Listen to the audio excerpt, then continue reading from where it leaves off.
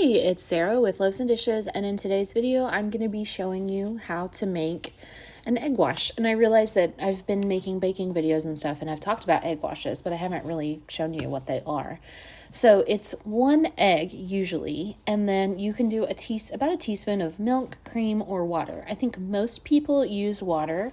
I just prefer to use a little bit of milk. I feel like it adds a little bit extra, but adding about a teaspoon of water is just fine. And then you want to kind of beat the crap out of it because you don't want any big, like stringy chunks of egg.